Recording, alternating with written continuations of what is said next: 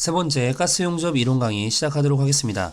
첫 번째 가스 및 불꽃입니다. 이 가스 용접이라고 하는 것은 아세틸렌, 프로판, 수소가스 등의 가연성 가스와 산소, 공기 등의 조연성 가스를 혼합해서 가스를 연소할 때 발생하는 열을 이용해서 모듈을 용융시키는 동시에 용가지를 공급해서 접합하는 용접을 가스 용접이라고 합니다.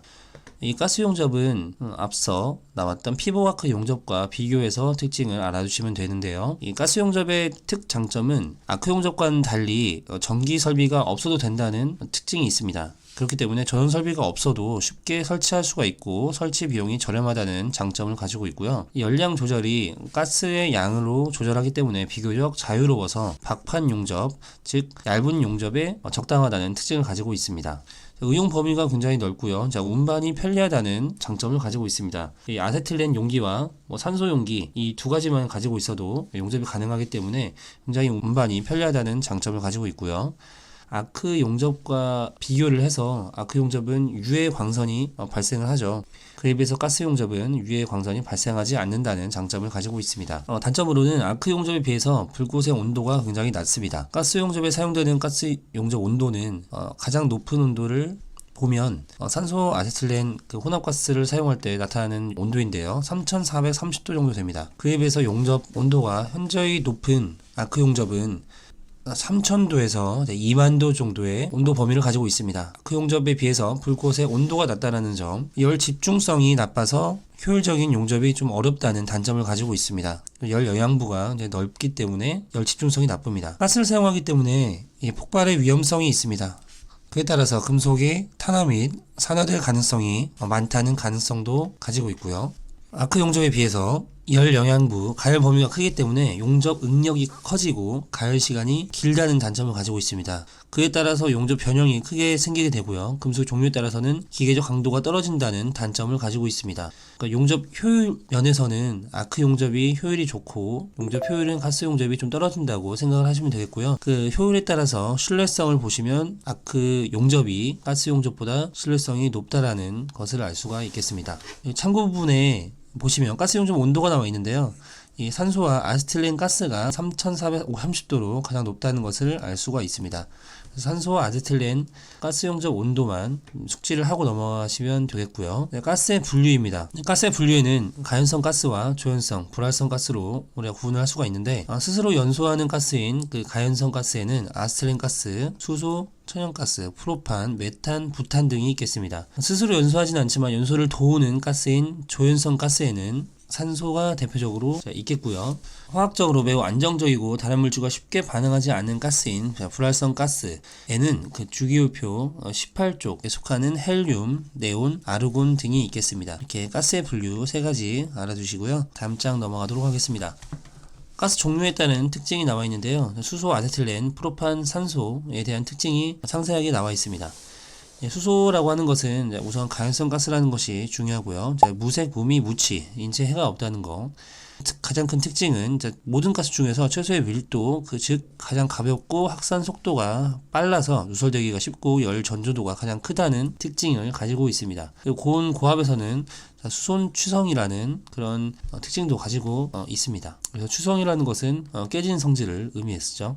아세틸렌 가스는 우선 비중이 0.906으로 공기보다 가볍다는 특징을 가지고 있습니다. 그래서 아세틸렌 1리터의 무게는 1.176g으로 산소보다 가볍다는 특징을 가지고 있고요.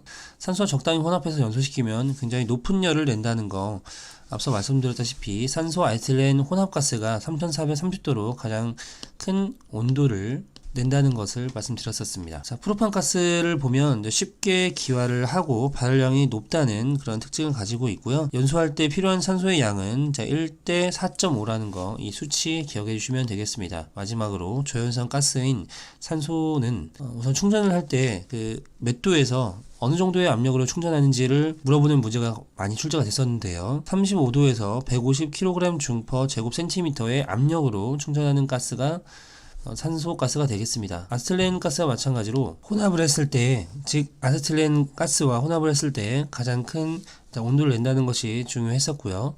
이 산소는 공기보다 무겁고 타기 쉬운 기체에 산소 혼합해서 전환하면 폭발적으로 연소한다는 조연성 가스의 특징을 가지고 있습니다. 참고 부분에 보시면 이 아세틸렌 가스의 혼합비에 따른 폭발 위험성이 나와 있는데요. 이 아세틸렌 15%와 산소 85% 부근, 이 부분이죠. 이 부분에서 가장 폭발 위험이 크다는 거, 이 수치를 꼭 짚고 넘어가시면 되겠습니다. 자, 위쪽에 보시면 가스의 혼합비라든지 이런 것들도 나와 있으니까요. 시간이 나실 때 꼭 읽어보시고 넘어가시면 되겠습니다. 다음은 가스 용접 불꽃입니다. 불꽃의 구성에는 세 가지로 이루어져 있는데요. 자, 불꽃심, 속불꽃, 겉불꽃 이렇게 세 가지로 구분을 할 수가 있습니다. 불꽃심 부분은 이렇게 이 부분, 심 부분이고요.